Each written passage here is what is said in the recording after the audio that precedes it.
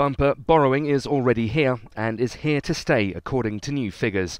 A warning from a leading economic think tank that public borrowing will stand at more than 120 billion in 4 years, even if the next government makes record cuts in spending.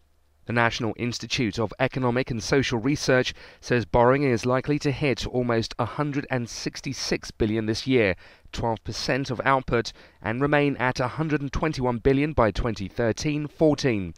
Its gloomy forecast suggests that an upturn in the economy won't happen for 5 years. After a 4.3% decline this year, NIESR forecasts growth of 1% next year and 1.8% in 2011, well below Treasury forecasts. The economy shrank by almost 5% last year, but official figures for the second quarter of 2009, due on Friday, are expected to show a slower decline. The first quarter sank by 2.4%, the biggest in more than 50 years. NIESR said this was probably the worst quarterly economic performance in the UK since the 1926 general strike.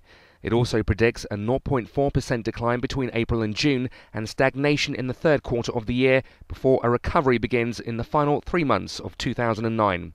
But it says this recovery will be weak because consumer spending, housing, investment and capital spending from businesses will carry on falling next year.